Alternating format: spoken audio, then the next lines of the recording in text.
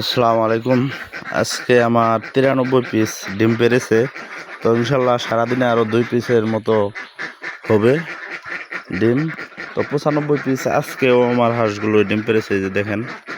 আলহামদুলিল্লাহ 95 পিস আজকেও হবে ডিম, আশা করা যায় ইনশাল্লাহ। এই দেখেন হাঁসগুলো। তো আজকের ডিম হচ্ছে 93 পিস, সব মিলিয়ে 93 পিস ডিম হয়েছে।